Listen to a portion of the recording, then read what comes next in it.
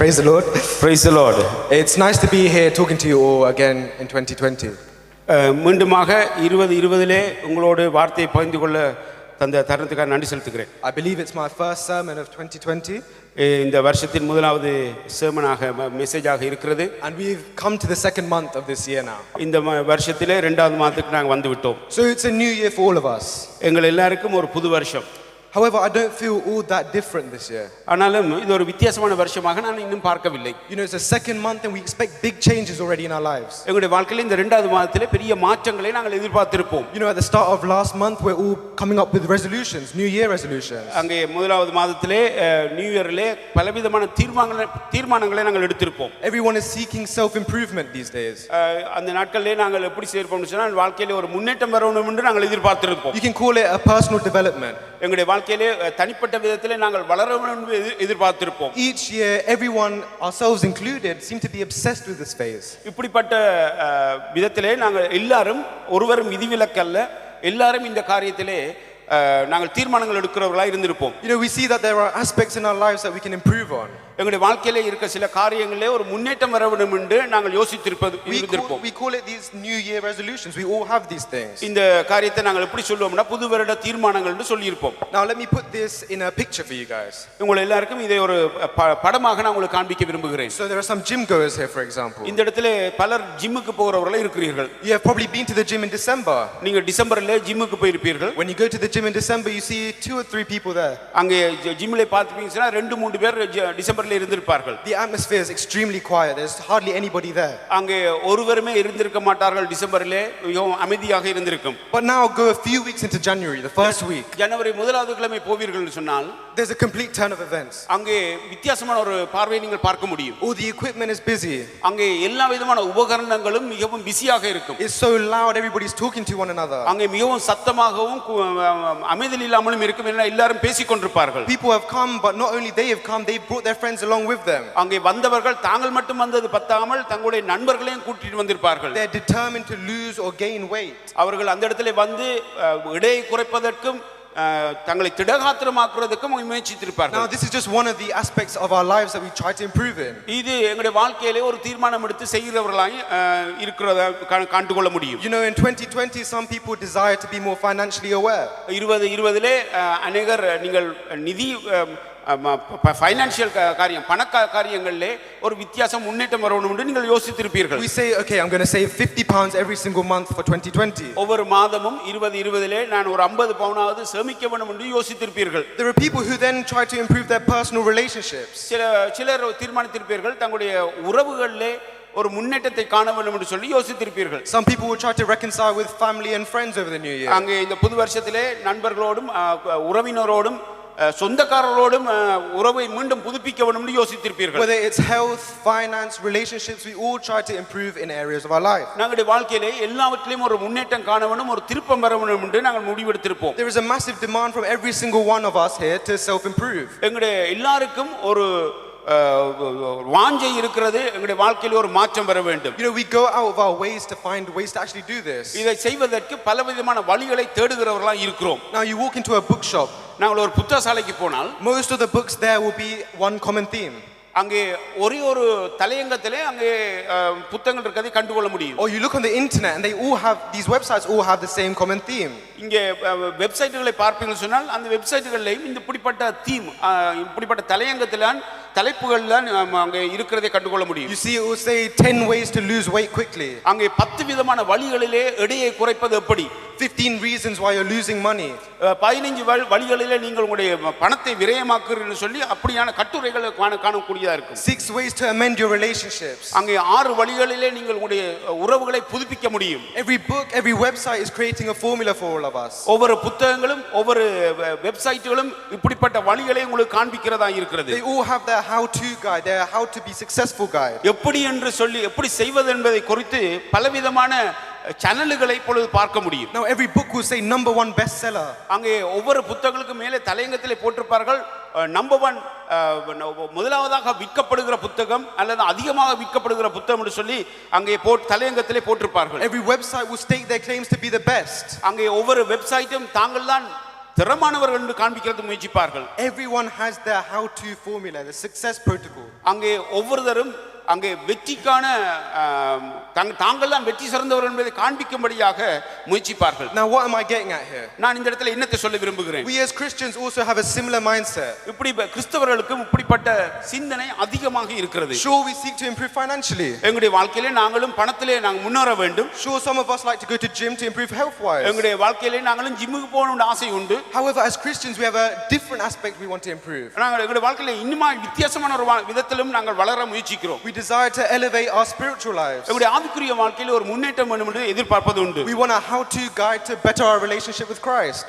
இயேசுவோடு இருக்கிற உறவிலே ஒரு முன்னேற்றம் வர வேண்டும் என்று முயற்சிப்பது உண்டு. Now there are no websites that can actually help us with this. இந்த காரியத்துக்கு எந்த விதமான வெப்சைட்டும் உங்களுக்கு உதவ முடியாது. The bookstore doesn't contain many books on a how-to guide. இப்படி செய்வது என்பதை குறித்து அதிக புத்தகங்களை நீங்கள் காண முடியாது. But thankfully we have our very own guide. ஆனாலும் எங்களுக்கு ஒரு வழியடை எங்களுக்கு ஆண்டவர் தந்திருக்கிறார். It's our very own formula to success. அந்த வழி எது என்பதற்குரிய ஃபார்முலா, அதுக்குரிய ஃபார்முலா உங்களுக்கு தரப்பட்டிருக்கிறது. A guide on how to correct our flaws in life. எங்களுடைய வாழ்க்கையிலே இருக்கிற பிழைகளை திருப்பதற்கேற்ற வழிபாடுகளே அங்கே தரப்பட்டிருக்கிறது. It's the very book that hopefully you're all holding in your hands right now. உங்களுடைய கரங்களிலே நீங்கள் எல்லாரும் அந்த வழிகாட்டியை வைத்திருக்கிறீர்கள். This is our Bible. இதுதான் உங்களுடைய வேதம். So there are loads of people in the Bible who try to transform their lives. இங்கே வேதத்திலே அநேகர் தங்களுடைய வாழ்க்கையை மாற்றும்படியாக முயற்சித்தார்கள். There were loads of people who were trying to find their own protocol. தங்களுடைய வாழ்க்கையிலே சில செயற்பாடுகள் மூலமாக தங்களுடைய வாழ்க்கையை முன்னேற்றுவதற்கு முயற்சித்தார்கள். The how to transform guide. எப்படி மாற்றுவது, தங்களுடைய வாழ்க்கையை மாற்ற முடியும் என்று சொல்லி அவர்கள் ஒரு வழியை பார்த்தார்கள். You and I can think of so many different names. அநேக பெயர்களை நீங்கள் பார்க்க முடியும். Instantly you think of the icons in the Bible. வேதத்தில் உள்ள அநேக பரிசுத்தவான்களை அல்லது முக்கிய நபர்களை நீங்கள் யோசிக்க முடியும். You think of Paul's transition from Saul. அங்கே பவுலுடைய மாற்றத்தை சவுலிலிருந்து மாற்றப்பட்ட நிகழ்ச்சி உங்களுக்கு எல்லாருக்கும் தெரியும். Or you may be thinking of Zacchaeus. சக்கேயுடைய வாழ்க்கை எப்படி மாற்றப்பட்டதுன்னு உங்களுக்கு எல்லாருக்கும் தெரியும். Or you may have seen Peter denying Christ and only to change his life. பேதுரு தன்னுடைய வாழ்க்கையிலே இயேசுவை மறுதலித்தான். அதுக்கு பின்பாடு இயேசுவை ஏற்றுக்கொண்டு இன்னுமாக கர்த்தருக்காக வாழ்ந்ததை கண்டுகொள்ள முடியும். There are so many people you can look at. நீங்க अनेक ஜனங்களை இந்த வேதத்திலே கண்டுகொள்ள முடியும். Not just the New Testament, you can look through the Old Testament as well. பழைய ஏற்பாட்டிலே நீங்கள் இப்படிப்பட்ட ஜனங்களை கண்டுகொள்ள முடியும். And there's one man that strikes out for me. இந்த பழைய ஏற்பாட்டிலே ஒரு மனுஷன் என்னுடைய வாழ்க்கையிலே ஈர்த்த மனுஷனாக இருக்கிறான். There's one man that we rarely think about. அந்த மனுஷனை குறித்து நாங்கள் பார்ப்பது குறைவு. This man was Naaman. Naaman என்ற ஒரு மனுஷன் தான் இப்படிப்பட்ட ஒரு மனுஷனாக இருக்கிறான். Now you're all probably sighing thinking, oh, I've heard this story many times before. நீங்கள் எல்லாரும் உள்ளுக்குள்ளே யோசிக்க முடியும், இது என்ன திருப்பவும் மீண்டும் அதே கதையை சொல்லுகிறார் என்று. You know, pastor's already preached about this 3-4 times. இந்த சம்பவத்தை குறித்து எங்களுடைய பாஸ்டர் 3-4 தடவை சொல்லி இருக்கதை நீங்கள் யோசிப்பீர்கள். But often we forget that this Naaman had his own how-to guide as well. இந்த நாமானுடைய வாழ்க்கையிலும் நாங்க இருக்கிற தன்னுடைய வழிகாட்டி என்ற ஒரு பாடத்தை நாங்கள் கற்றுக்கொள்ள வேண்டியவர்களாக இருக்கிறோம். He was in desperate need for transformation in his life. அவனுடைய வாழ்க்கையிலே ஒரு மாறுதல், ஒரு முன்னேற்றம் வர வேண்டும் என்று சொல்லி அவன் மிகவும் வாஞ்சியோடு நிற்கிறதை கண்டுகொள்ள முடியும். However, there are some people who may not know about Naaman's story. சில பேர் இந்த இடத்துல இருக்க சில பேருக்கு நாமான் யார் என்று தெரியாமல் இருக்க முடியும். So who was Naaman? யார் Naaman? His story is based in 2 Kings chapter 5. We can all turn our Bibles. 2 ராஜாக்களின் புத்தகத்திலே 5ஆம் அதிகாரத்திலே அவனுடைய சம்பவம் சொல்லப்பட்டிருக்கிறது. So I'll very quickly give you a brief outline of what happens. இந்த இடத்திலே அவருக்கு என்ன நடக்கிறதுன்றதை நான் உங்களுக்கு சுருக்கமாக சொல்ல விரும்புகிறேன். And then we'll go into more detail during the message. அதிலிருந்து நான் வார்த்தைகளை உங்களுக்கு பிரசங்கிக்க விரும்புகிறேன். So who was Naaman? யார் Naaman? Naaman was a great army commander. அவர் ஒரு பெரிய வல்லமை உள்ள ஒரு பெரிய படைத்தலைவன். He wasn't just great, he was the best in his country. அந்த இடத்திலே அவன் பெரிய மனுஷன் மட்டுமல்லாமல் அவன் அந்த நாட்டிலே அவன் மிகவும் பராக்கிரமசாலியா இருந்தான். Now he wasn't from Israel. அவன் இஸ்ரேல் தேசத்தவன் அல்ல. Instead he was from a place called Aram. அங்கே ஆராம் என்ற ஒரு தேசத்தவனாக இருந்தான். He was the second to the king in that area. அந்த தேசத்திலே ராஜாக்கு அடுத்தபடியாக இருந்த ஒரு மனுஷன். He was in a very good position. அவன் ஒரு நல்ல ஸ்தானத்திலே இருந்த ஒரு மனுஷன். However, this man was struck with a disease called leprosy. அவனுக்கு ஒரு வியாதி இருந்தது. அந்த வியாதி குஷ்டரோகமா இருந்தது. Now his wife was extremely concerned for him. இந்த மனுஷனுடைய மனைவிக்கோ மிகவும் வேதனையா இருந்தது. His wife is thinking, how are we going to heal my husband? அந்த நாமானுடைய மனைவி எப்படி இந்த மனுஷனை குணமாக்கலாம் என்று யோசித்துக் கொண்டிருக்கிறாள். However, fortunately they have a servant girl there. அந்த இடத்திலே அவளுக்கு அதிர்ஷ்டவசமாக அங்கே ஒரு வேலைக்காரிய பெண் இருந்ததை பார்க்க Now முடியும். she's a complete foreigner.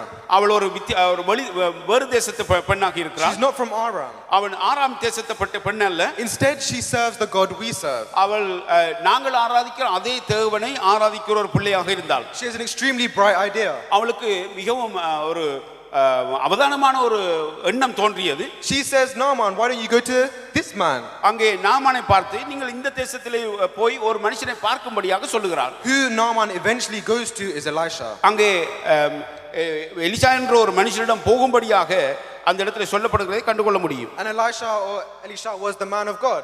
அங்கே எலிசா வந்து ஒரு தேவனுடைய தேவதாசனாக இருந்தார். And he had a specific set of instructions given to him by God. அங்கே தேவனாலே மிகவும் தேவனுடைய கட்டளையை பெற்ற மனுஷனாக இருந்தார். And Naaman had to follow these 7 instructions to become healed. அந்த இடத்துல இந்த நாகமான் போய் எலிசாவை சந்திக்கிற வேளையிலே 7 விதமான கைட்ஸ், அதாவது வழி நடத்துதலை சொல்லுகிறதை கண்டுகொள்ள முடியும். So for his success story he needed to follow these 7 things. அங்கே அவனுடைய வாழ்க்கையிலே அந்த வெற்றியை பெறுவதற்கு, முன்னேற்றத்தை பெறுவதற்கு 7 வழிமுறைகளை அவன் செய்ய வேண்டியதா இருந்தது. So for the reward of healing he had to do one condition. அங்கே 7 அந்த தன்னுடைய வாழ்க்கையிலே அந்த சுகத்தை பெற்றுக்கொள்வதற்கு ஒரு கண்டிஷனை பெற்றுக்கொண்டான். And that one condition was to dip yourself 7 times in the river of Jordan. அங்கே அந்த சுகத்தை பெற்றுக்கொள்வதற்கு ஒரு தரம் போய் அந்த இடத்துல போய் 7 தரம் நீ மூழ்க வேண்டும் என்று சொல்றதை கண்டுகொள்ள முடியும். And Naaman reluctantly agrees.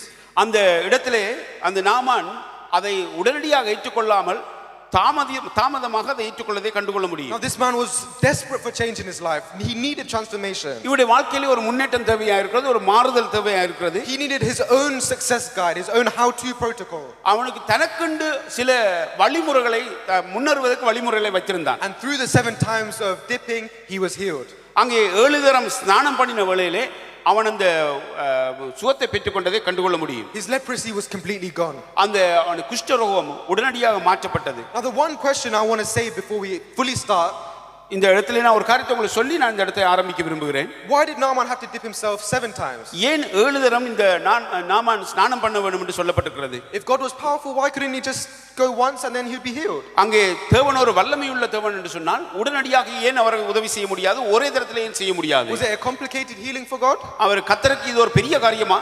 Did he have to do it 7 times to show commitment to God? அங்கே 7 தரம் ஸ்நானம் பண்ணுவதால் கர்த்தருக்கு தன்னுடைய கீழ்ப்படிகிறதை காட்டுறதுக்கு கர்த்தர் வாஞ்சிக்கிறாரா? Or did God want to just make a fool out of Naaman? இல்லாவிட்டால் அவனை ஒரு மூடன் என்று காண்பிக்கிறதுக்காக கர்த்தர் இந்த காரியத்தை செய்ய விரும்புகிறாரா? So why 7 times? ஏன் 7 தரம் ஸ்நானம் பண்ண வேண்டும்?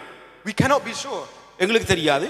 But the 7 dips can be representative of something in our lives. எங்களுடைய வாழ்க்கையில இந்த 7 ஸ்நானம் என்றதை எங்களுக்கு கர்த்தர் சில காரியத்தை இந்த 7 ஸ்நானம் என்ற வார்த்தையினாலே கர்த்தர் ஏதோ படிப்பிக்க விரும்புகிறார். For Naaman these 7 dips changed his life completely. 7 தரம் அவன் ஸ்நானம் பண்ணினதன் மூலமாக அவனுடைய வாழ்க்கை மாற்றப்பட்டது. These 7 dips gave him the biggest U-turn. அவனுடைய வாழ்க்கையில இந்த 7 ஸ்நானம் ஒரு வித்தியாசமான பாதைக்கு அவனை கொண்டு சென்றது. And these 7 dips can be our very own transformation story. இந்த 7 ஸ்நானமும் எங்களுடைய வாழ்க்கையிலும் ஒரு வித்தியாசத்தை அல்லது ஒரு மறுவாழ்வை தரக்கூடியதா இருக்கும். We may be here seeking transformation in so many ways in our life, areas in our life. எங்களுடைய வாழ்க்கையிலும் அநேக பகுதிகளிலே எங்களுடைய வாழ்க்கையில ஒரு முன்னேற்றம் வேண்டும் என்று சொல்லி நாங்கள் எதிர்பார்த்து இந்த இடத்துல வந்திருக்க முடியும். Maybe it's in your personal spiritual life. எங்களுடைய ஆவிக்குரிய வாழ்க்கையிலே maybe it's in your ministry. உங்களுடைய ஊழியத்திலே நீங்கள் மாற்றம் வேண்டும் என்று யோசிக்க முடியும். Or maybe just in your day to day personal life. உங்களுடைய ஒவ்வொரு நாள் நடக்கிற தனிப்பட்ட வாழ்க்கையிலே ஒரு மாற்றம் வர வேண்டும் என்று யோசித்திருக்க முடியும். So 7 dips. 7 ஸ்நானம். Now the first dip. 7 ஸ்நானங்கள் முதலாவது ஸ்நானம். If we can please read the first verse of 2 Kings chapter 5. அங்கே முதலாவது வசனத்தை நீங்கள் பார்ப்பீர்கள் சொன்னால் 5ஆம் அதிகாரத்திலே 2 ராஜாக்கள் 5ஆம் அதிகாரம் 1ஆம் வசனம். சிரியா ராஜாவின் படத்தலைவனாகிய நாகமான் என்பவன் தன் ஆண்டவனிடத்தில் பெரிய மனுஷனும் எண்ணிக்கை உள்ளவனுமாய் இருந்தான். அவனை கொண்டு கர்த்தர் சீரியாவுக்கு ரட்சிப்பை கட்டளையிட்டார். மகா பராக்கிரமசாலியாக அவனோ குஷ்டரோகியா இருந்தான். சிரியாவிலிருந்து தண்டுகள் புறப்பட்டு இஸ்ரவேல் தேசத்திலிருந்து ஒரு சிறு பெண்ணை சிறைபிடித்து கொண்டு வந்திருந்தார்கள். அவன் நாகமானின் மனைவிக்கு பணிவிடை செய்து கொண்டிருந்தார். Now hopefully everybody got that in English as well. நீங்கள் ஆங்கிலத்தில் இது பார்த்திருக்கிறீர்கள் நம்புகிறேன்.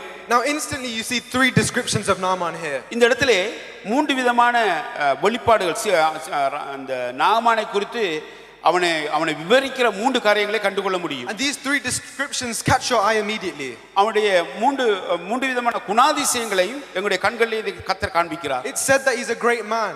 அவன் ஒரு பெரிய மனுஷன். He is highly regarded. அவன் பெரிய எண்ணிக்கை உள்ளவனுமாய் இருந்தான். And he's a valiant soldier, a brave soldier. அவன் மகா பராக்கிரமசாலியா இருந்தான். These three big things. அவன் இந்த மூன்று பெரிய காரியங்கள் அவனுடைய வாழ்க்கையில் இருந்தது. These three descriptions are of the highest praise. அங்கே அவனை குறித்தான ஒரு நல்ல வெளிப்பாட்டை இந்த மூன்று காரியத்தில் கண்டுகொள்ள முடியும். No ordinary man deserves titles like these. ஒரு சாதாரண மனுஷனுக்கு இப்படிப்பட்ட தலைப்புகள் கொடுக்கப்பட முடியாது. These titles belong to the most noble warriors in the whole world. அந்த உலகத்திலே மிகவும் வல்லமையானவர்களுக்கு மட்டுமே இப்படிப்பட்ட நல்ல வார்த்தைகளாலே விவரிப்பார்கள். Like I said, he was just second to the king of Aram in that place. இந்த சிரிய அரசாங்கத்திலே இவன் இரண்டாவது ஆளாக இருக்கிறான். He had power, he had pride, he had prestige all in this area. அவனுக்கு வல்லமை இருந்தது, அவனுக்கு அதிகாரம் இருந்தது, அவனுக்கு புகழ்ச்சி இருந்தது, அவனுக்கு பெருமை இருந்தது. Now try consider all of that information for a second. இந்த நீங்கள் யோசித்து பாருங்கள். If everybody in our if there was a man like this in our society, what would happen? எங்களுடைய வாழ்க்கையிலே இப்படிப்பட்ட ஒரு மனுஷன் எங்களுடைய சமுதாயத்தில் இருந்தால் என்ன நடக்கும்? We would try to take photos with him. அவரோட சேர்ந்து நாங்கள் போட்டோ எடுக்க We முயற்சிப்போம். try to get his autographs. அவரோட சேர்ந்து ஆட்டோகிராஃப் வாங்க முயற்சிப்போம். You know, he'd be the highest position in this place. இந்த தேசத்திலே அவன் மிகவும் ஒரு வல்லமை உள்ளவனாய் உயர்ந்த ஸ்தானத்திலே இருப்பான். His status and importance in the community would be unrivaled. அங்கே சமுதாயத்திலே அவனை விட வேற யாரும் அந்த இடத்துல இருக்க முடியாது. However, even Naaman faced the most dramatic of changes. ஆனாலும் அவனுடைய வாழ்க்கையிலே ஒரு மாற்றம் தேவையா இருந்தது. This man was all the way up here.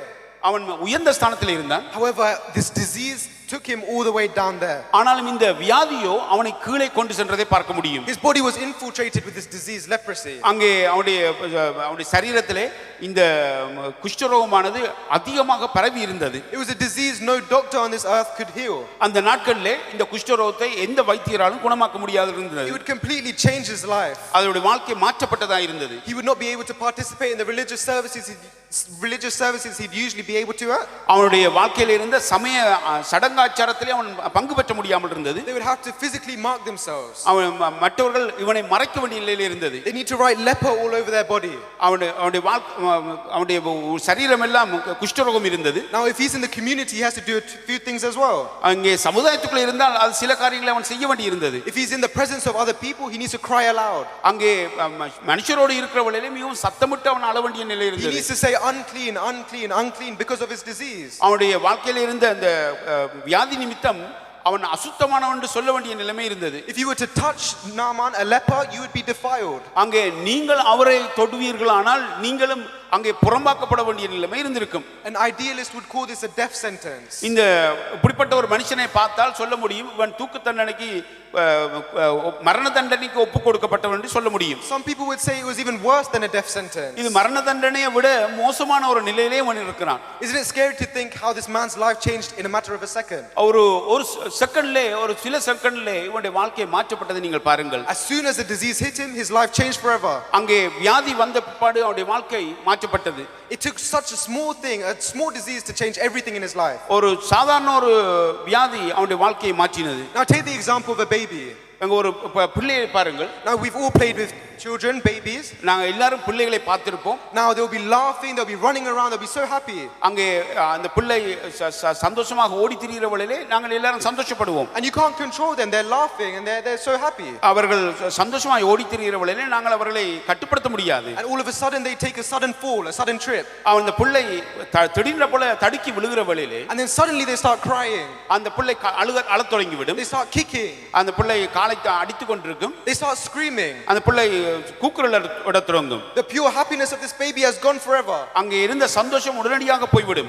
This baby's mood has completely changed. அவருடைய சிந்தனை மாற்றப்பட்டு விடும். All because of that very one small trip. அந்த ஒரு தடுக்கி விழுதல் அந்த பிள்ளையை மாற்றியது. Or you may think of Kobe Bryant, for example. நீங்கள் இந்த கோபி பிரையன்ட் என்ற இந்த பாஸ்கெட் பிளேயரை யோசித்து பாருங்கள். A man who recently passed away. அந்த மனுஷன் கடந்த கிழமை மரித்து போய்விட்டார். This man had the most astonishing basketball career. அவருடைய வாழ்க்கையை பார்த்தீங்கன்னு சொன்னால் அவனுடைய வாழ்க்கை மிகவும் பிரபல்யமான அல்லது வல்லமையான ஒரு பாஸ்கெட்பால் விளையாட்டுக்காரனாக இருந்தான். He was a man who put up figures no one could match. அந்த அவனுக்குள்ள இருந்த அந்த அவனுடைய ரெக்கார்ட்ஸை யாரும் முறியடிக்க முடியவில்லை. People dispute that he's the top 3 basketball players ever. அந்த உலகத்திலேயே உலகத்தில் இருந்த 3 பிரபல்யமான பாஸ்கெட்பால் பிளேயர்ஸ்லே அவனும் ஒருவன் என்று சொல்லி இருந்தார். And now he retired and he went on to even greater things. அவன் ரிட்டையர் பண்ணது மட்டுமில்ல, அதுக்கு பிற்பாடு அதைவிட மேல்படிகளுக்கு கடந்து சென்றான். He created a family for himself. அவனுக்கு தனக்கென்று ஒரு குடும்பத்தை உருவாக்கினான். He had multiple beautiful daughters. அங்கே 4 பிள்ளைகள் அவனுக்கு இருந்தது. He was a man who had multiple businesses. அவனுக்கு அநேக பிசினஸஸ் இருந்தது. He had every sponsorship in the world. அவன் உலகத்தில் இருக்க எல்லா ஆடம்பரமான பொருட்களுக்கும் அவனுடைய பெயர் பதிக்கப்பட்டிருந்தது. This man was at the pinnacle of his life. அவனுடைய வாழ்க்கையிலே எல்லாவற்றிலும் உயர்ந்த ஒரு மனுஷனாக இருந்தான். But all it took was 1 minute. ஒரு 1 மினிட்லே ஒரு நிமிஷத்திலே அவனுடைய வாழ்க்கை மாற்றப்பட்டது. For a helicopter that was holding him to come down. அந்த அவனை தாங்கி சுமந்த அந்த ஹெலிகாப்டர் கீழே வந்தது ஒரு நிமிஷத்திலே. Even after leaving a great legacy behind, his life came to a halt in a second. அவனுடைய வாழ்க்கை ஒரு கணத்திலே மாற்றப்பட்டது. Now this man, Naaman, இந்த நாமானுடைய வாழ்க்கையை யோசித்து he பாருங்க. had the exact same idea. இப்படிப்பட்ட ஒரு உயர்ந்த நிலையில் இருக்கிற மனுஷன். For him, he had the whole world under his control. அவனுடைய உலகமே காலுக்கு கீழே இருந்தது. He had everything where he wanted it. அவனுக்கு போக வேண்டிய எல்லா பாதையும் அவனுக்கு இருந்தது. But this disease destroyed his body. அவனுடைய வாழ்க்கையை இந்த குஷ்டரோகம் மாற்றியது. But more importantly, it destroyed his status. அவனுடைய ஸ்டேட்டஸ் அந்தஸ்து மாற்றப்பட்டது. None of the things that he had in this world could save him. அவனுடைய வாழ்க்கையில் இருந்த அந்தஸ்து இவனை காப்பாற்ற முடியவில்லை. We can relate to this as well. எங்களையும் நாங்கள் சம்மதிப்படுத்தி பார்க்க முடியும். We're so overly reliant on the things we have today. எங்களிடம் இருக்கிற அந்த அந்தஸ்துகளை நாங்கள் மிகவும் வாஞ்சித்தவர்களாக இருக்கிறோம். We rely on the many accomplishments we've had in the years. நாங்கள் வருஷங்களிலே கண்டுகொண்ட எங்களுடைய வெற்றிகளை குறித்து யோசித்துக் கொண்டிருக்கிறோம். We rely upon our education. எங்களுடைய படிப்பை குறித்து நாங்கள் அதிகமாக புகழ்கிறவர்களாக இருக்கிறோம். We rely upon our financial drive. எங்களுடைய வாழ்க்கையிலே இருக்க பணத்தை குறித்து நாங்கள் மிகவும் பெருமை பாராட்டுகிறவர்களாக We இருக்கிறோம். rely on the big house we live in. எங்களுடைய வீடுகளை குறித்து பெருமை பாராட்டுகிறவர்களாக We இருக்கிறோம். rely on the nice car we drive. நாங்கள் எங்களிடம் இருக்க கார்களை குறித்து பெருமை பாராட்டுகிறவர்களாக இருக்கிறோம். And Naaman did the exact same thing. இந்த நாமானை யோசித்தீங்களா? அவனுக்கும் அதே மாதிரி தான் ஒரு காரியத்தை செய்து கொண்டிருந்தான். None of his earthly possessions could save him. அவனுக்குள்ள இருந்த எல்லா விதமான உலக பிரகாரமான ஆசீர்வாதம் அவனை காப்பாற்ற முடியவில்லை. None of the worldly possessions could fulfill him when he needed it most. அந்த அவனுடைய தேவையாய் இருந்த நேரத்திலே அந்த உலக ஆசீர்வாதங்கள் அவனை காப்பாற்ற முடியவில்லை. Now think, can we relate to this? இதை நாங்கள் எங்களோடு சம்பந்தப்படுத்தி பார்ப்போமா? Where do we get our fulfillment from? எங்களுடைய வாழ்க்கையிலே எப்படி எந்த காரியம் எங்களை திருப்திப்படுத்துகிறது? Is our purpose in life to chase all the materialistic things in this world? இந்த உலகத்தின் காரியங்களுக்கு பின்னால் அலைந்து ஓடுகிறோமா? Are we going after wealth? இல்லாவிட்டால் நாங்கள் பணத்துக்கு பின்னாலே ஓடி திரிகிறோமா? Are we going after our education? இல்லாவிட்டால் எங்களுடைய படிப்புக்கு பின்னாலே ஓடி திரிகிறோமா? What do you find your fulfillment in? எந்த காரியம் உங்களுக்கு திருப்தியை தரும்? Do you find your fulfillment in Christ? இயேசு கிறிஸ்துவிடம் இருக்கிற அந்த அன்பிலே வர்ற திருப்தியா? Or do you find your fulfillment in the world? இந்த உலகத்தினால் வருகிற திருப்தியா? So the first dip Naaman had to go through. இந்த உலகத்தில் அந்த நாமான் போக வேண்டிய முதலாவது ஸ்நானம் என்ன தெரியுமா? This first dip was fulfillment. அவனுடைய வாழ்க்கையிலே திருப்தி என்ற ஸ்நானத்துக்குள்ளே போக வேண்டும். Now for the second dip. இரண்டாவது ஸ்நானத்தை நீங்கள் பார்ப்பீங்கன்னு சொன்னால், how did Naaman go about finding healing? அவனுடைய வாழ்க்கையிலே எப்படியாக அந்த சுகத்தை பெற்றுக்கொண்டான்? He probably went to the best physicians in the world. இந்த உலகத்திலே அநேக பெரிய டாக்டர்ஸ் இருந்தார்கள். அந்த பெரிய டாக்டர் ஒருவரிடம் போயிருந்தான். On top of that, he probably went to the best priests in the world. அந்த நாட்களில் இருந்த பெரிய ஆசாரியரிடம் போயிருந்திருப்பான். But when all failed, he went to one option. அங்கே அந்த பெரிய வைத்தியரும் உதவி கொடுக்க செய்யவில்லை, பெரிய ஆசாரியர்களும் அவனுக்கு உதவி செய்ய முடியவில்லை. அவனுக்கு இருந்த ஒரே ஒரு தருணம் தான் இருந்தது. This was his very last option, his last resort. இது கடைசியாக கொடுக்கப்படுற ஒரு தருணமாக இருந்தது. In life, when disaster strikes, who do we seek first? எங்களுடைய வாழ்க்கையிலே எப்பொழுது டிசாஸ்டர் ஆபத்துகள் அல்லது அழிவுகள் வர்ற வேளையிலே நாங்கள் எதை தேடி ஓடுகிறோம்? We make him our last resort as well. நாங்கள் இதை போலதான் நாங்களும் கடைசியாக ஒருவரிடம் ஓட வேண்டி வரும். When disaster strikes, who do we go to first? எங்களுடைய முதல்ல எங்களுக்கு இந்த அழிவுகள் வர்ற வேளையில் யாரிடம் ஓடுகிறோம்? We go to Christ when there's no other place to go. எப்பொழுதெல்லாம் எங்களை யாரும் உதவி இல்லைன்னு சொன்ன பிறகுதான் நாங்கள் இயேசுவிடம் ஓடுகிறோம். We go to Christ when we're crying, no one can help me. யாரும் எங்களுக்கு உதவி செய்யவில்லை என்று சொல்லுகிற நேரத்தில் அழுது கொண்டு ஓடுகிறோம். Some of us fear. எங்களுடைய சில வேளைகளில் நாங்கள் பயப்படுறது உண்டு. Some of us worry to go to Christ with our problems. எங்களுடைய வாழ்க்கையிலே இயேசுவிடம் போய் எங்களுடைய கவலையை சொல்வதற்கு கூட பயப்படுகிறவர்கள் உண்டு. We have an idea that when we go and approach Christ, his idea is going to be different. அங்கே நாங்கள் இயேசுவிடம் போய் எங்களுடைய பிரச்சனையை சொல்லும் பொழுது எங்களுடைய ஐடியா அல்லது எங்களுடைய சிந்தனை அவருடைய சிந்தனையிலும் வித்தியாசமாக இருக்கும். We think that when we go to Christ about our problems, he will shoot back all our sins to us. அங்கே நாங்கள் யோசிப்பது உண்டு, நாங்கள் அவரிடம் போய் பேசும் பொழுது இயேசுவிடம் போய் பேசுகிற வேளையிலே அவர் எங்களுடைய பாவங்களை குறித்து மீண்டும் மீண்டும் சொல்லுவார்னு சொல்லி யோசிப்பது உண்டு. We think he's going to say, you got yourself into this mess, why should I help you? அந்த நேரத்திலே நாங்கள் யோசிப்பது உண்டு, நான் இப்படி இந்த கஷ்டத்துக்குள்ளே போனதுக்கு நீதான் காரணம் என்று சொல்லி இயேசு சொல்லுவார் என்ற நம்பிக்கையோடு போவோம். He will shoot back a list of all your sins. நாங்கள் யோசிப்பது உண்டு, அவர் எங்களுக்கு நாங்கள் செய்த பாவங்களை அப்படியே அட்டவணைப்படுத்தி சொல்ல போறார் என்று யோசிப்பது உண்டு. However, we need to understand a heavenly wisdom exists for us. ஆனாலும் நாங்கள் யோசிக்க வேண்டும், எங்களுக்கு பரலோக ஞானம் ஒன்று தரப்பட்டிருக்கிறது. But even if this exists, we don't ask for it. இந்த பரலோக ஞானம் எங்களுக்கு முன்னால் வைக்கப்பட்டாலும் இதை நாங்கள் தேடுபவர்களா இல்லை. It's like knowing that you have a disease and there's a medicine that can cure it. அங்கே ஒரு மருந்தாக ஒரு ஔஷதமாக எங்களுக்கு முன்பாக இந்த பரலோக ஞானம் வைக்கப்பட்டிருக்கிறது. It's freely available for us. அது எங்களுக்கு முன்பாக இலவசமாக வைக்கப்பட்டிருக்கிறது. You can take it if you want. அது வைக்கப்பட்டிருக்கிறது, தேவை என்றால் நாங்கள் எடுத்துக்கொள்ள முடியும். But even then we still choose not to go for the medicine. அந்த இலவசமாய் கிடைக்கிற அந்த மருந்தை கூட எடுப்பதற்கு நாங்கள் மிகவும் தயங்குறவர்களாய் இருக்கிறோம். We think we can kick this sickness on our own. இந்த சிக்னஸ் இந்த வியாதியை நாங்கள் அப்படியே வைத்து விடலாம் என்று யோசிப்பது உண்டு. Why deny ourselves the best possible medication? நான் ஏன் இந்த அருமையான வியாதிக்குரிய மருந்து இருக்கும் பொழுது அதை உதாசீனப்படுத்தி கொண்டு உலகத்துக்குள்ளே வாழ முயற்சிக்கிறோம்? Let's make God our first priority, not our last resort. எங்களுடைய தேவனை நாங்கள் முன்னுக்கு வைத்து அவரே நாங்கள் பிரையாரிட்டி அவரே முன்னோக்கமாக வைத்து நாங்கள் நடக்கிற வழியிலே நிச்சயமாக மாற்றங்கள் எங்களுடைய வாழ்க்கையில வரும். Now I want you to cast your minds back to another story. இந்த இடத்துல நான் ஒரு சம்பவத்தை நான் சொல்ல விரும்புகிறேன். This was in the sea.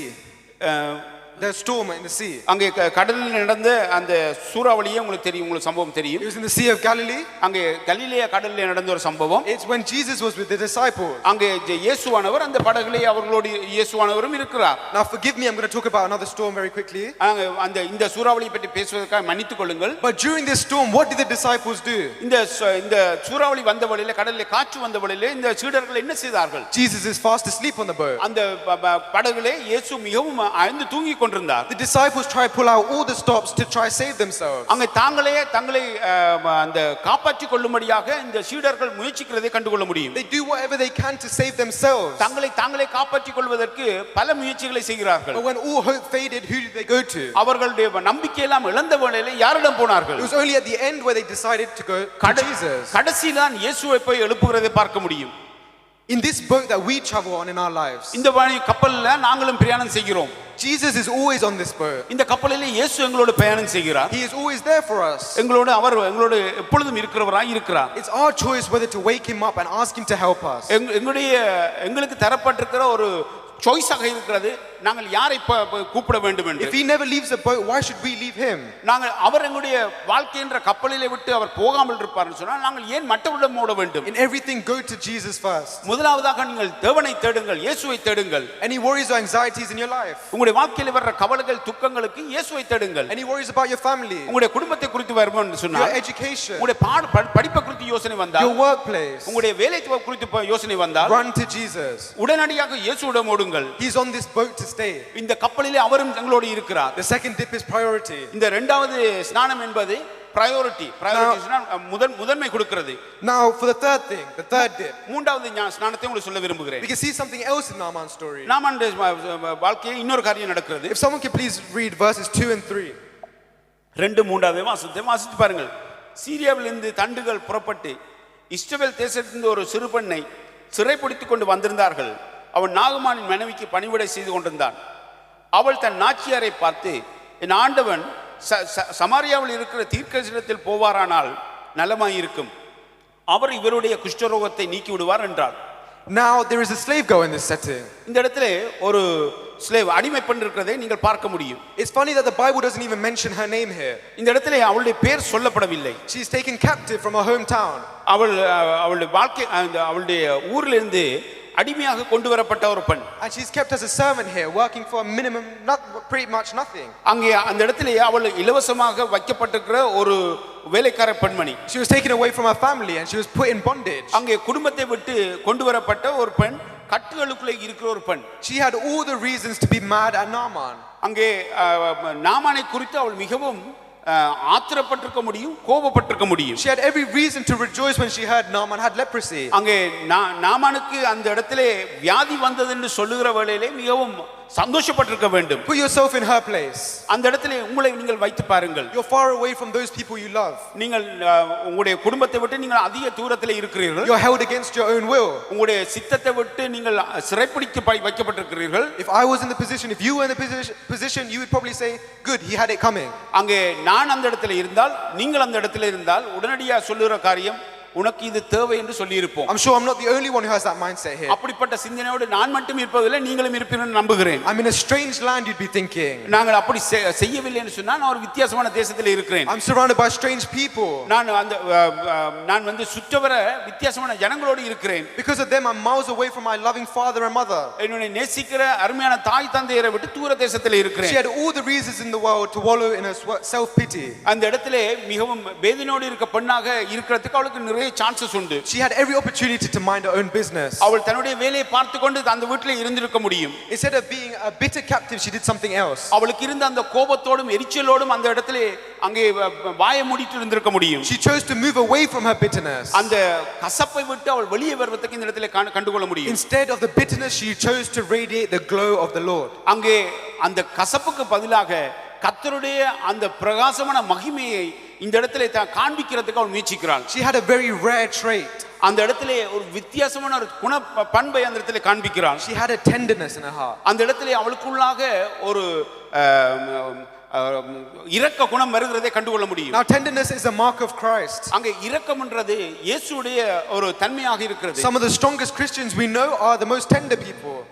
நல்ல கிறிஸ்தவர்கள் பரிசுத்தவான்கள் மிகவும் இரக்கம் பெற்றவர்களாய் இருப்பார்கள். When one is tender, they don't have any hatred in their hearts. அங்கே இரக்கம் உள்ளவர்களுக்கு அங்கே எரிச்சல் இருக்காது, பொறாமை இருக்காது. There's no bitterness in their hearts. அவருடைய இதயத்திலே கசப்பு இருக்காது. There is no mentality of because of them I do this. அங்கே அவர்களுக்காக நான் இதை செய்கிறேன்னு சொல்லி அவருடைய மனதிலே வராது. You have a different mindset. அவருடைய சிந்தனையில ஒரு வித்தியாசம் இருக்க முடியும். An elevated mindset that is different to anyone else. அவருடைய மனநிலை அங்கே வித்தியாசமா மாற்றப்பட்டிருக்கிறது. We're tender in our actions to them. அங்கே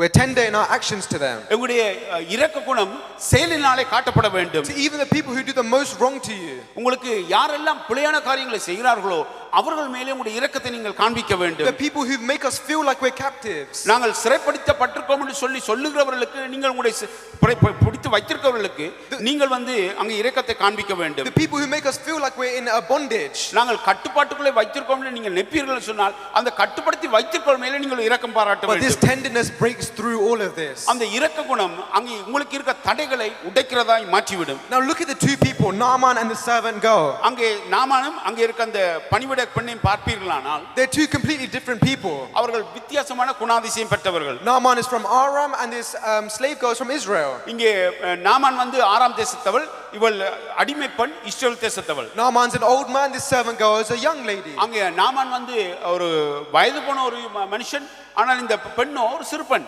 Naaman is an experienced commander, this servant girl is a servant girl. அங்கே நாமான் வந்து ஒரு ஆர்மி தலைவர், ஒரு ராணுவ தலைவன், இவளோ ஒரு அடிமை பெண். There's a massive difference between the two people. இந்த ரெண்டு பேருக்கும் இடையிலே குணங்களிலே வித்தியாசம் உண்டு, தகுதியிலே வித்தியாசம் உண்டு, அந்தஸ்திலே வித்தியாசம் உண்டு. But even with this massive gap, they still connected. இந்த வித்தியாசமான குணாதிசயங்கள் பற்றாலும் இவர்களுக்குள்ளே ஒரு காரியத்தை கண்டுகொள்ள முடியும். What connected the two people? இந்த ரெண்டு பேரையும் இணைத்த காரியம் என்ன?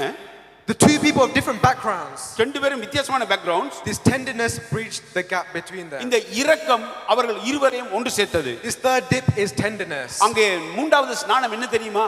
இரக்கம். Choose to be tender when no one else is tender. மற்றவர்கள் உங்களுக்கு இரக்கம் பாராட்டாவிட்டாலும் நீங்களும் நானும் இரக்கம் பாராட்டுகிறவர்களாக இருக்க வேண்டும். Choose to be tender when you're in bondage. நீங்கள் எப்பொழுதெல்லாம் கட்டப்பட்டு இருக்கிறீர்களோ அந்த நேரத்திலே நீங்கள் இரக்கம் காட்ட வேண்டும். So tenderness. மூன்றாவது ஸ்நானம் இரக்கம். Now fourthly we look at the same story again. மீண்டுமாக அந்த சம்பவத்தை பார்ப்போமானால் but we look at it in a different light. அங்கே வித்தியாசமான பாதையில் நாங்கள் பார்க்க போகிறோம். Now there's a different perspective of the lady, the madam or Naaman's wife. அங்கே நாமானுடைய மனைவியை குறித்து நீங்கள் பார்ப்பீர்களானால் you may think she would pay no attention to this slave girl. நாமானுடைய மனைவி இந்த அடிமை பெண்ணுக்கு ஒரு முதலிடம் கொடுப்பார் என்று நாங்கள் யோசித்திருக்க மாட்டோம். This slave girl has no right to speak out of her place. இந்த அடிமை பெண் பேசுவதற்கு அந்த வீட்டிலே அவளுக்கு அதிகாரம் இல்லை. If she spoke out there would be serious consequences. அந்த அடிமை பெண் அந்த இடத்துல பேசினால் அந்த இடத்துல அவளுக்கு மிகவும் கஷ்டமான ஒரு உபத்திரவம் வைக்கப்பட்டிருக்கிறது. A master could have thrown her out of her job.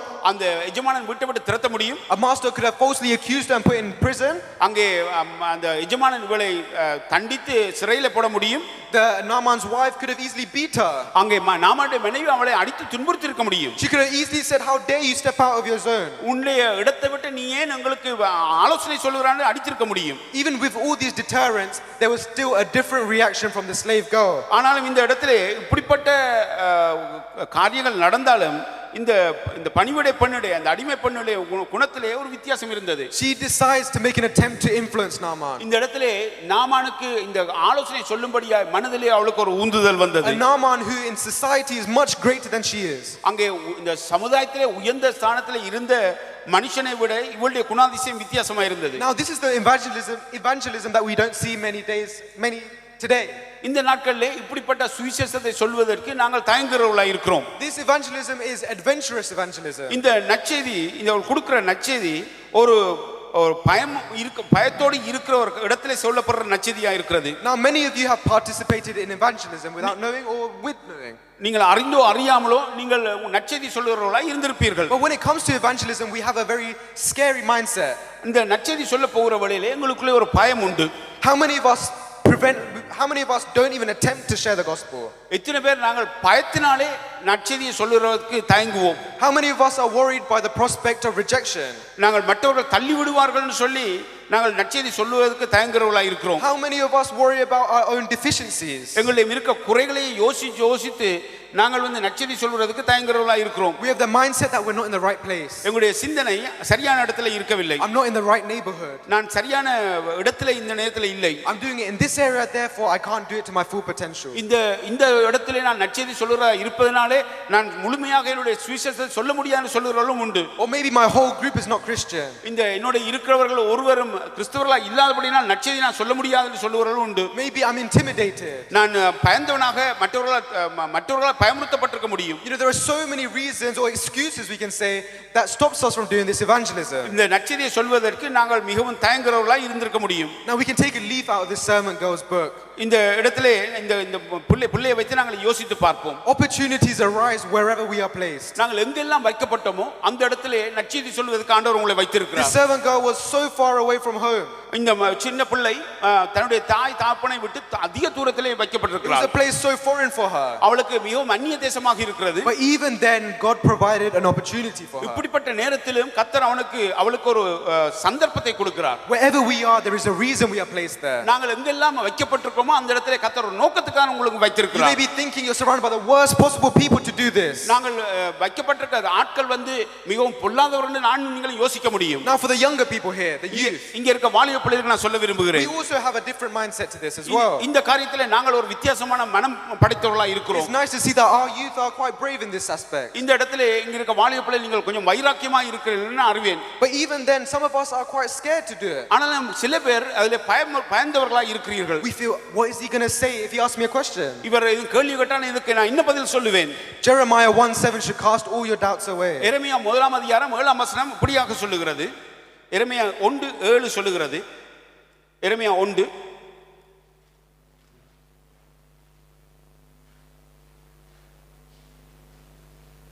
ஆனாலும் கர்த்தர் நான் சிறுபிள்ளை என்று நீ சொல்லாதே, நான் உன்னை அனுப்புற எல்லாரிடத்திலும் நீ போய் நான் உனக்கு கட்டளை இடுகிறவை எல்லாம் நீ பேசுவாயாக. So you see, all of us have the mindset, I'm only a child. இந்த இடத்துல பார்த்தீங்கன்னா சொன்னா இந்த எரேமியா கூட தான் சிறு பிள்ளை என்று சொல்றதை சொல்ல முடியும். நாங்களும் சிறு பிள்ளை என்று சொல்றவர்களா இருக்கிறோம். Even many older people would think that. பல பெரியவர்கள் கூட நாங்கள் சிறியவர் என்று சொல்ல முடியும். But this should act as an encouragement for us. இந்த வார்த்தைகள் உங்களுக்கு உற்சாகப்படுத்தும் என்று நம்புகிறேன். Wherever we are, God will provide an opportunity for us. நீங்கள் எந்த இடத்துல எல்லாம் நிக்கிறீர்களோ கர்த்தர் உங்களுக்கு ஒரு சந்தர்ப்பத்தை தருகிறார். The fourth dip is opportunity. நாலாவது ஸ்நானம் உங்களுக்கு தரப்படும் சந்தர்ப்பங்கள். Now we move on to the fifth dip. ஐந்தாவது ஸ்நானத்தை யோசித்து பாருங்கள். If someone can please read verse 6. அங்கே 6வது வசனத்தை 5ஆம் அதிகாரம் 2 ராஜாக்கள் 5ஆம் அதிகாரம் 6ஆம் வசனத்தை வாசித்து பாருங்கள். அப்பொழுது அவன் போய் இஸ்ரவேல் தேசத்து பெண் இன்னென்ன மன்னித்துக் கொள்ளுங்கள். அப்பொழுது அவன் போய்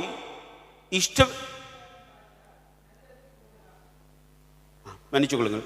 அப்பொழுது சிரியாவின் ராஜா நல்லது போகலாம், இஸ்ரவேலின் ராஜாவுக்கு நிருபம் தருகிறேன் என்றான். அப்படியே அவன் தன் கையிலே 10 தாலந்து வள்ளியையும் 6000 செக்கல் நிறை பொன்னையும் 10 மாற்று வஸ்திரங்களையும் எடுத்துக்கொண்டு போய் இஸ்ரவேல் ராஜாவிடத்தில் அந்த நிருபத்தை கொடுத்தான். அதிலே, இந்த நிருபத்தை உம்மிடத்தில் என் ஊழியக்காரனாகிய நாகமான் கொண்டு வருவான், நீர் அவன் குஷ்டரோகத்தை நீக்கிவிட அவனை உம்மிடத்தில் அனுப்பியிருக்கிறேன் என்று எழுதியிருந்தது. Now the story isn't very quick. இந்த இடத்திலே சொல்லப்படுகிற சம்பவமானது மிகவும் சீக்கிரத்திலே நடந்து முடிந்தது போல இருக்கிறது. Naaman's story was a story of a process. அந்த நாமானுடைய சம்பவம் அங்கே ஒரு process, ஒரு படிப்படியாக நடக்கிற ஒரு சம்பவம். He did not immediately receive healing in his life. அவர் உடனடியாக அவருக்கு சுகம் கிடைக்கவில்லை. Instead, what did he actually have to first do? அவர் முதல்ல செய்ய வேண்டிய காரியம் என்ன? He first went to the king of his own home country, Aram, king of Aram. அங்கே ஆராம் தேசத்து ராஜாவிடம் அவர் போக வேண்டிய நிலைமை இருந்தது. King of Aram has no idea what to do. அந்த இடத்துல அவன் என்ன செய்வதென்று தெரியாமல் இருந்தான். So he sends him to the king of Israel. அங்கே இஸ்ரவேல் ராஜாவிடம் அவர் இவனை அனுப்புகிறார். He says, go to the king of Israel, he will give you advice. அங்கே இஸ்ரவேல் ராஜா உனக்கு ஆலோசனை தருவார் அல்லது அவன் உன்னை விடுவிப்பார் என்று சொல்லி அந்த இடத்துல அனுப்புகிறார். Now Naaman approaches the king of Israel. அங்கே இஸ்ரவேல் தேசத்து ராஜாவிடம் இந்த ஆராம் நாகமான் போகிறான். And the king of Israel is even more confused than the king of Aram. அங்கே இஸ்ரவேல் ராஜாவோ மிகவும் குழம்பினவனாக சீரியா ராஜாவை விட இவன் குழம்பினவனாக இருக்கிறான். He's so confused and hurt by this that he tears his clothes open. அந்த இடத்துல அவன் இந்த நிருபத்தை பார்த்தவுடன் தன்னுடைய ஆடையை அங்கியை கிழித்துக்கொண்டு அந்த இடத்திலே மிகவும் பயத்தோடு நிக்கிறதை கண்டுகொள்ள முடியும். And it was only now when Elisha took him under his robes. அந்த நேரத்துல தான் அந்த இடத்திலே எலிஷாவை நீங்க கண்டுகொள்ள முடியும். So he has a massive journey to go on. அங்கே மீண்டுமாக ஒரு நீண்ட பிரயாணம் செய்ய வேண்டிய நிலைமை அவனுக்கு வந்து விட்டது. This was a journey with major planning and organization. இந்த பிரயாணம் மிகவும் திட்டமிட்டு அநேக நாட்கள் திட்டமிட்டு செய்யப்பட வேண்டிய ஒரு பிரயாணம். Where was Naaman supposed to go? Naaman எங்கே செல்ல வேண்டும் என்றதை அந்த இடத்திலே பார்க்க வேண்டும். He could have easily just gone to Elisha's residence straight away. அங்க நேராக எலிசாவின் வீட்டுக்கு போயிருக்க முடியும். Instead he took the complete wrong direction. அவன் பிழையான பாதையை தெரிந்து கொண்டான். He was looking for healing in all the wrong places. அவன் மீண்டுமாக பிழையான இடத்திலே அங்கே தனக்கு சுகம் கிடைக்கும் என்று ஓடி திரிகிறான். He went to people who had no cure for him. அங்கே தனக்கு சுகம் கிடைக்கும்னு சொல்லி சுகம் கொடுக்க முடியாதவரிடம் போய் நிக்கிறதை பார்க்க முடியும். The journey Naaman was headed for was destruction. அங்கே அவன் போன பிரயாணமோ அழிவின் பாதையாக இருந்தது. Now he had the choice of two roads. இப்பொழுது ரெண்டு பாதை வைக்கப்பட்டிருக்கிறது. He had the choice of going to the road of Elisha. அங்கே எலிசாவினுடைய வீட்டுக்கு போகிற பாதை தெரிந்து கொள்ள முடியும். A road of healing. அந்த இடத்திலே சுகம் கிடைக்கிற வழி. A road that would cure his leprosy because of God. அங்கே அந்த வழியிலே அவனுக்கு சுகமும் அந்த குஷ்டரோகத்துக்கு மாற்றமும் கிடைக்கக்கூடிய இடம். Or he could be on the other path. இல்லாவிட்டால் மற்ற வழி அங்கே வைக்கப்பட்டிருக்கிறது. He could be on the road to the king of Israel. அங்கே இஸ்ரவேல் ராஜாவுக்கு முன்பாக போகிற வழியாக இருக்கிறது. The king of Aram. அங்கே ஆராமுடைய வழியாக இருக்கிறது. Where he would face no definitive cure. அந்த இடத்துல நிச்சயமாக அவருக்கு அங்கே சுகம் கிடைக்க மாட்டாது. Now Proverbs 14:12 puts this in a very nice way. அங்கே Proverbs 14:12 அங்கே நீதிமொழிகள் 14:12 சொல்லுகிறது. நீதிமொழிகள் 14:12 மனுஷனுக்கு செவ்வையாய் தோன்றுகிற வழி உண்டு, அதன் முடிவோ மரண வழிகள். So you see there are two different roads.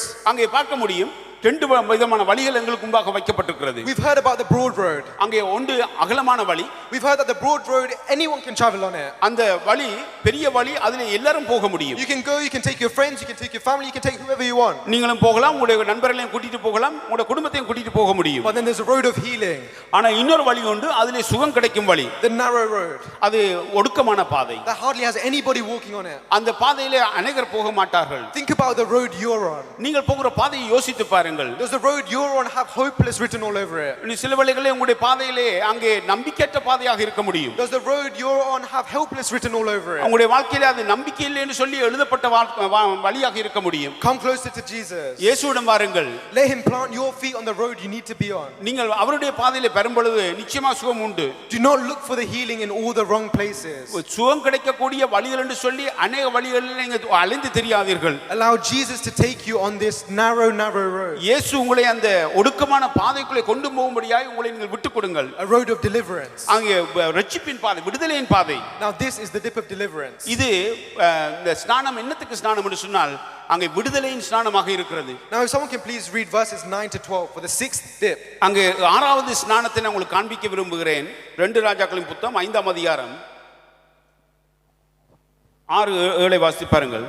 இஸ்ரவேலின் ராஜாவிடத்தில் அந்த நிருபத்தை கொடுத்தான். அதிலே அந்த நிருபத்தை உம்மிடத்தில் என் ஊழியக்காரனாகிய நாகமான் கொண்டு வருவான், நீர் அவன் குஷ்டரோகத்தை நீக்கிவிட அவனை உம்மிடத்தில் அனுப்பியிருக்கிறேன் என்று எழுதியிருந்தது.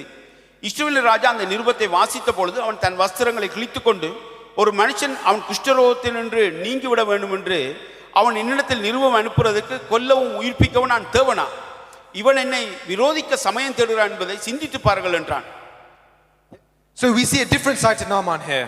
இந்த verse 9 to 12. sorry 9 to 12 9 12. அப்படியே நாகமான் தன் குதிரைகளோடும் தன் ரதத்தோடும் வந்து எலிசாவின் வாசப்படியில் நின்றான்.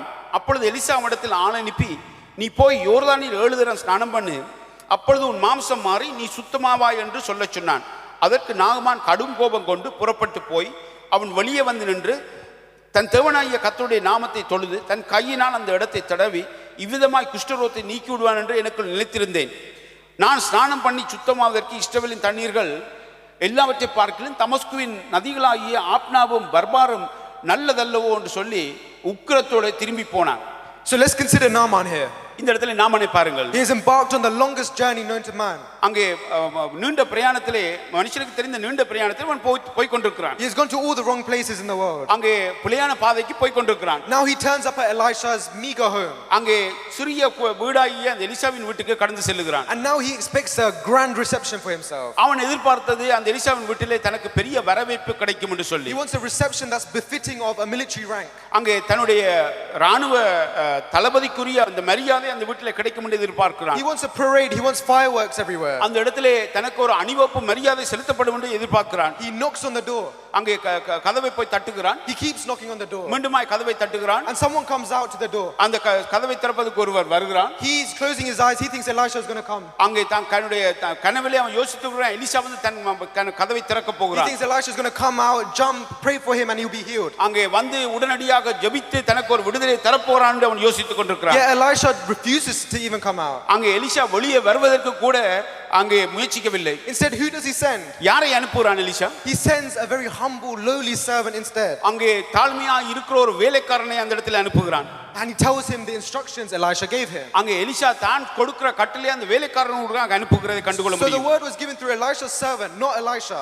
எலிசா வந்து அந்த இடத்திலே தன்னுடைய வார்த்தை சொல்லவில்லை, மாறாக தன்னுடைய வேலைக்காரன் வந்து சொல்லுகிறதை நீங்கள் பார்க்க முடியும். Naaman could only be incensed by this. He was so angry. இந்த நாகமானுக்கோ கடும் கோபம் வந்ததை பார்க்க முடியும். He must have stomped off at that point. அந்த இடத்திலே அவனுக்கு கோபத்தினாலே ஏதாவது செய்திருக்க முடியும். He must have thought, oh, Israel is not the great place for me. இந்த இஸ்ரவேல் தேசம் எனக்கு நல்ல தேசம் இல்லை என்று அவன் யோசித்திருக்க முடியும். I could just go back to Aram's river and dip myself there. Why do I need to go to river Jordan? இந்த இஸ்ரவேலில் இருக்க யோர்தான் நதியிலே நான் குளிக்க வேண்டும், மூழ்க வேண்டும், நான் சீரியாவில் இருக்கிற நல்ல ஆறுகளிலே நான் மூழ்க முடியும் என்று யோசித்திருக்க He முடியும். thinks, what kind of disrespect is this to இது me? மிகவும் என்னை ஏளனப்படுத்துகிறான், என்னை மரியாதை குறைப்படுத்துகிறான். I've come all this way and he can't even come see me. என்னை பார்ப்பது கூட வெளியே வரவில்லை. Does he know who I am? நான் யாருன்னு அவனுக்கு தெரியாதா? Does he know who my boss is? நான் என்னுடைய தலைவன் யாருன்னு தெரியாதா? Does he have any idea how much money I've brought with me? நான் என்னுடைய எத்தனை வெகுமதியை கொண்டிருக்கேன், பணத்தை கொண்டிருக்கிறேன். Naaman felt like he knocked and knocked and knocked and didn't receive. அங்கே மீண்டும் மீண்டுமாக குட்டு விழுந்தாலும் அதை யோசிக்க முடியாதபடி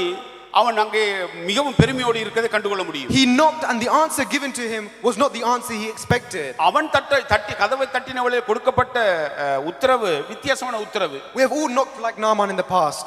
நாமானை போல நாங்களும் கதவை அநேக தரம் தட்டினவர்களாக இருக்கிறோம். We knock on the door to Christ.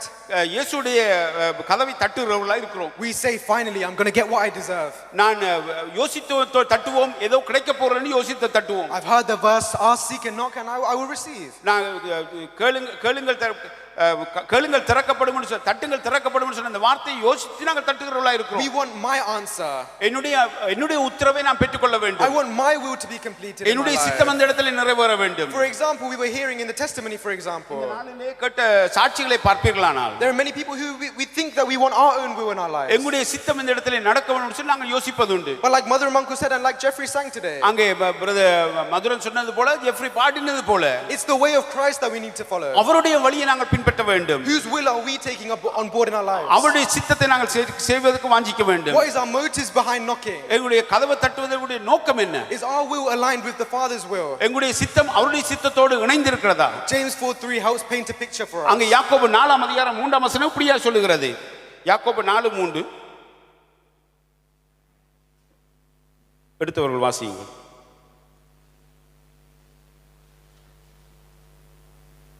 யாக்கோபு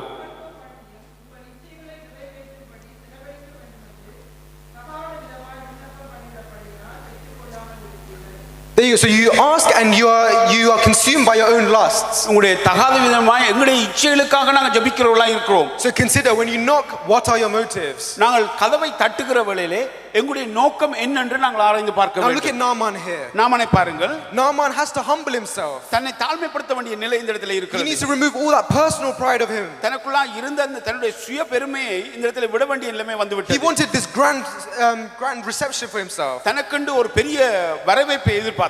But the start of the healing was losing his arrogance. அந்த இடத்துல அவனுக்கு வர வேண்டிய அந்த சுகம் எப்பொழுது தனக்குள்ள இருந்த அந்த பெருமையை விடுகிறானோ அப்பொழுதுதான் தொடங்கியது. The start of the healing was accepting that it's his will, not my will. அங்கே அவனுக்கு வர வேண்டிய சுகம் கர்த்தருடைய சித்தம் தான், என்னுடைய சித்தம் அல்ல என்று சொல்லி அர்ப்பணிக்கிற வேளையில வந்த சுகம். It begins by losing the personal pride. தன்னுடைய பெருமை, தனக்குள்ள இருந்த சுய பெருமையை விடுகிற வேளையிலே அவனுக்கு சுகம் கிடைத்தது. This is the dip of humility. இதுதான் தாழ்மையின் ஸ்நானமாக இருக்கிறது. Now for the last dip.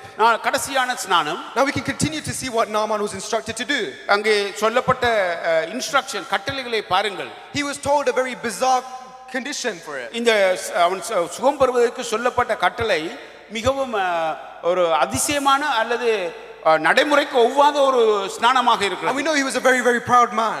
அவன் மிகவும் பெருமை பெற்றவனாக இருந்தான். But then he reluctantly agreed to do as Elisha said. அவன் எலிசா சொன்னது போல செய்வதற்கு அங்கே ரிலக்டன்ட்டாக உதாசீனத்தோடு அந்த காரியத்தை ஏற்றுக்கொள்கிறான். He swallowed his pride and he thought, okay, this is my last option. அங்கே பெருமையை விழுங்கினவனாக இது கடைசிய தருணம்னு சொல்லி தன்னை தானே தாழ்த்துறதை கண்டுகொள்ள முடியும். Now he walks to the river.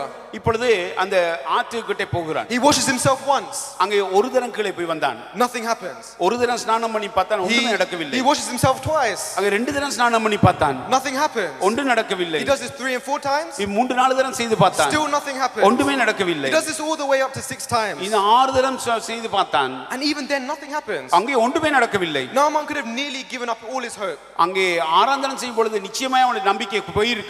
His skin was sore and itchy as it was at the very start. அங்கே ஆரம்பத்தில் இருந்த அதே கடியும் சொறியும் இப்பொழுதும் இருந்து கொண்டிருக்கிறது. It was the same old for him. அங்கே முதல்ல போன வழியில இருந்த அதே நாமன் தான் இப்பொழுது ஆறாம் தரமும் இருக்கிறான். But now the 7th time. இப்பொழுது ஏழாம் தரம். He goes underneath the 7th time. ஏழாம் தரம் கீழே போகிறான். His skin was completely healed. இப்பொழுது அவனுடைய தோல் முற்றுமாக சுகம் பெற்றது. He was cured and he was cleansed. அங்கே சுத்தமாக்கப்பட்டான், சுகம் பெற்றுக்கொண்டான். He was perfect in every aspect. அவன் எல்லாத்திலும் அவன் பரிபூர்ண சுகத்தை பெற்றுக்கொண்டான். If Naaman had only gone down 6 times, what would have happened? இப்பொழுது ஆறு தரம் தான் போயிருந்தானால் நாமான் அவனுடைய வாழ்க்கையில என்ன நடந்திருக்கும்? If he only had 6 dips in his life, what would happen? அவன் ஆறு தரம் தான் ஸ்நானம் பண்ணியிருந்தால் அவனுடைய வாழ்க்கையில என்ன நடந்திருக்கும்? Now why would God make him go down 6 times? ஏன் ஆறு தரம் போக சொல்லி இருக்கலாமே? We already talked about this. இது நான் முதல்ல சொல்லி இருந்தேன். Did he want to make fun of Naaman? இது நாமானை குறித்து அவன் கர்த்தர் கேலி பண்ணுகிறாரா? There must have been a reason for this. இதுக்கு ஒரு காரணம் உண்டு. Why did you go down 6 times? It was because he wanted to test the process. இந்த process அந்த படிப்படியான சுகத்தை ஆராய்ந்து பார்க்கும்படியா சோதித்து பார்க்கும்படியா இந்த காரியம் வைக்கப்பட்டது. He wanted Naaman to see the value, the beauty of the process. அந்த படிப்படியாய் வருகிற அந்த சுகத்தை பெருகைக்குரிய அந்த அழகை கண்டுகொள்ளும்படியாக இந்த 7 தரம் என்று சொல்லப்பட்டது. It was the biggest test Naaman could ever face. இந்த நாமானுக்கு முன்பாய் வைக்கப்பட்ட மிகப்பெரிய ஒரு சோதனையாக இருக்கிறது. It was a test no man could put in front of him. இந்த ஒரு மனுஷன் கூட அவனுக்கு இப்படியான ஒரு சோதனையை நாமானுக்கு முன்பாய் வைக்க முடியாது. It was to see if he was wholly committed to Christ. இது கர்த்தருக்கு முன்பாக தன்னை முழுமையாக அர்ப்பணிக்கிறான் என்று பார்க்கும்படியாக வைக்கப்பட்டது. It was to see if he would follow every exact instruction that God had given him. கர்த்தர் வைத்திருக்கிற ஒவ்வொரு படிப்படியான நிபந்தனைகளையும் அவன் ஏற்றுக்கொள்கிறான் என்று பார்ப்பதற்காக வைக்கப்பட்டது. Now you and I may have gone down 6 times under the water. எங்களுடைய வாழ்க்கையிலே நாங்கள் 6 தரம் ஸ்நானம் பண்ணி இருக்க முடியும். Once, twice, 3 times, 4 times. நாங்கள் 1 2 3 4 தரம் 5 தரம் என்று போயிருக்க And முடியும். each time we come up as sore and itchy as we were the very first time. நாங்கள் ஆரம்பத்தில் இருந்தது போல இன்னும் எங்களுக்கு ஒன்றும் மாறவில்லை என்று யோசிப்பது உண்டு. We demand change in the 6th. நாங்கள் ஆறாம் தரத்தில் எங்களுக்கு சுகம் பெற முடியும் நாங்கள் கேட்பது உண்டு. We may have failed our exam 6 times. ஆறாம் தரம் நாங்களுடைய டெஸ்டை நாங்கள் ஃபெயில் பண்ணி இருக்கலாம். We may have failed with our family 6 times. ஆறு தரம் நாங்களுடைய குடும்பத்திலே நாங்கள் ஃபெயில் விட்டவர்களாக இருக்க We முடியும். may have failed our businesses 6 times. எங்களுடைய பிசினஸ்ல ஆறு தரம் தோற்றிருக்க முடியும். There is always a 7th dip.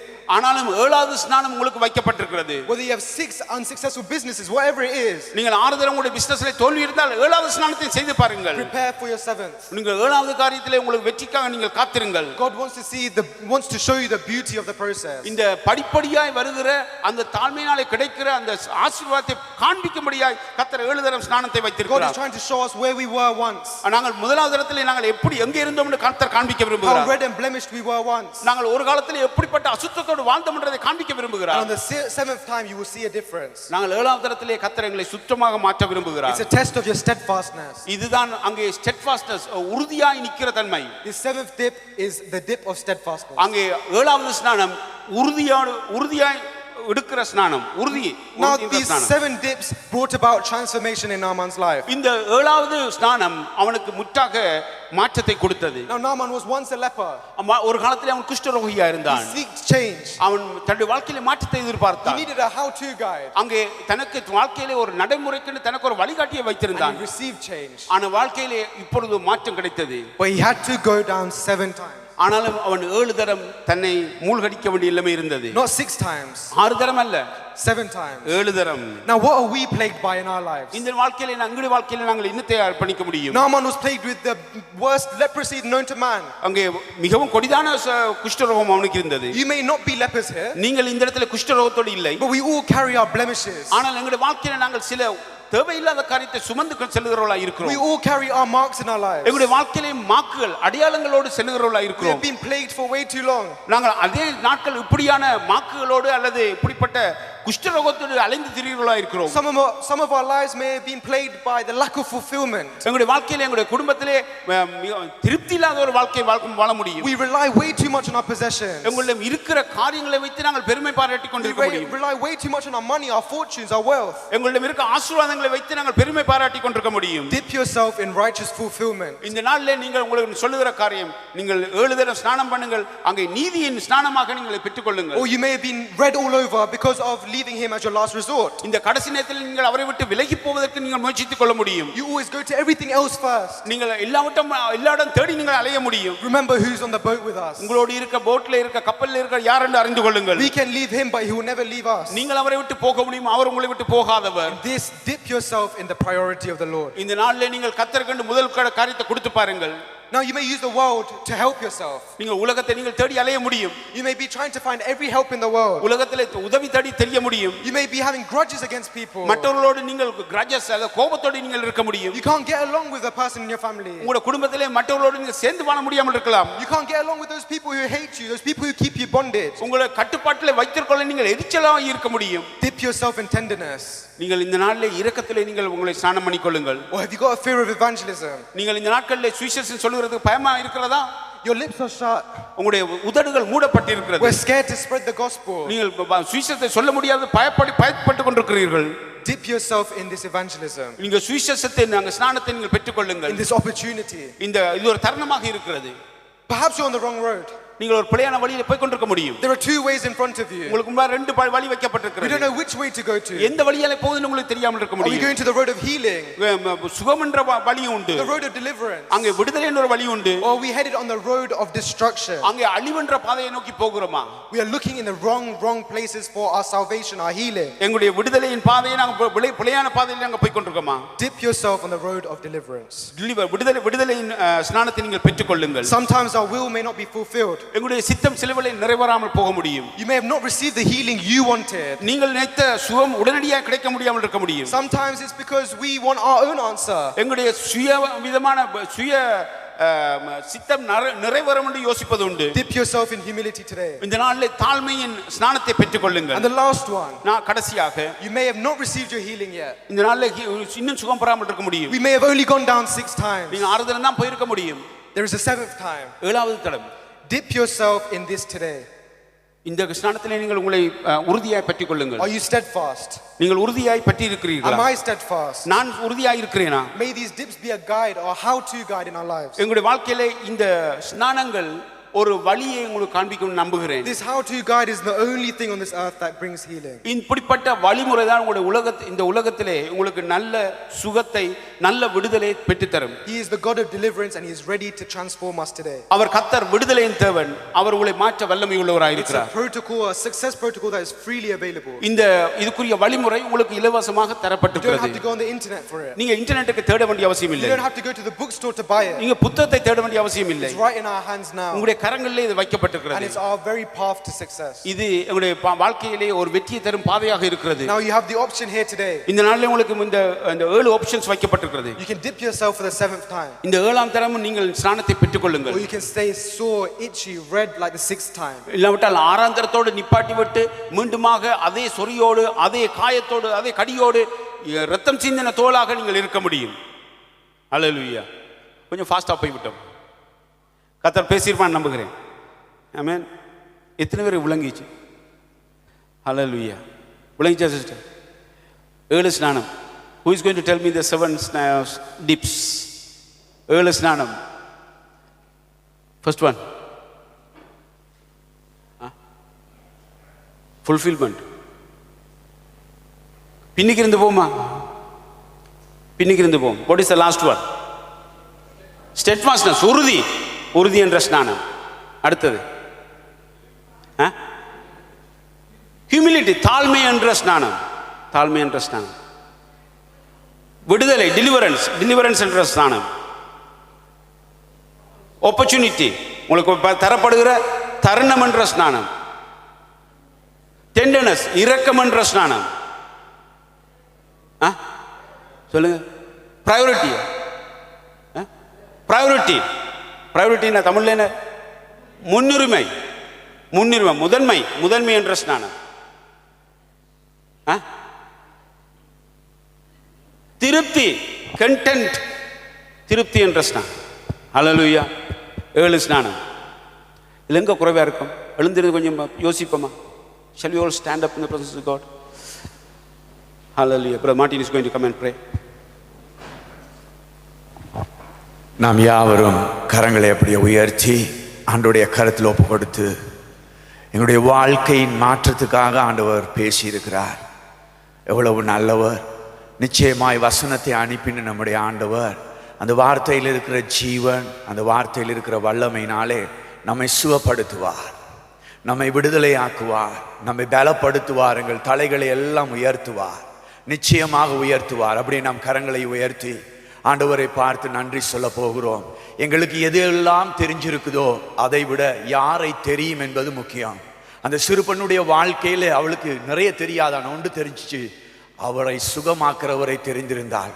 இந்த மத்தியான பொழுதுல எங்களுக்கு எது எல்லாம் தெரிஞ்சிருக்கின்றது முக்கியம் இல்லை, ஆனா ஒன்று மாத்திரம் தெரியும், இயேசுவை எங்களுக்கு தெரியும், ஆண்டுடைய ஜீவ வார்த்தையை தெரியும். என்னை குணமாக்குகிற வார்த்தை, என் வழிகளை வாய்க்க பண்ணுகிற வார்த்தை, என் வாழ்க்கையை வளமாக்குகிற வார்த்தை, என் குடும்பத்தை செழிப்பாக்குற வார்த்தை, என் வாலிப நாட்களை எடுப்பித்து ஆண்டவர் வல்லமை உள்ள அம்பார துணியிலே நிரப்பி ஆயிரங்களுக்கு ஆசீர்வாதமாய் மாற்றுகிற வார்த்தை, வில்லிலே வைத்து ஆண்டவர் அதை பயன்படுத்தி ஆயிரங்களை தொட பண்ணுகிற வார்த்தை, மற்றவர்களுக்கு ஆசீர்வாதமாய் மாற்றுகிற வார்த்தை. அப்படியே கரங்களை உயர்த்தி நன்றி சொல்லுவோம். ஆண்டவரே உங்களுக்கு நன்றி சொல்லுகிறோம். ஆண்டவரே உம்முடைய வார்த்தைகளுக்காய் நன்றி சொல்லுகிறோம். எங்களை உயிர்ப்பிக்கிற வார்த்தை ஆண்டவரே, எங்கள் உள்ளத்துக்குள்ளே ஆண்டவரே ஆயிரங்களுக்கு ஆசீர்வாதமாய், எங்களுக்கே நாங்கள் ஆசீர்வாதமாய், சபைக்கு ஆசீர்வாதமாய், இந்த மில்டன் கீன்ஸ் பட்டணத்துக்கு ஆசீர்வாதமாய், இந்த பட்டணத்திலே வேதனைகளோடு கண்ணீரோடு இருக்கிற குடும்பங்களுக்கு எங்களை ஆசீர்வாதமாய் மாற்றுகிற உம்முடைய வார்த்தைக்காய் நன்றி சொல்லுகிறோம்.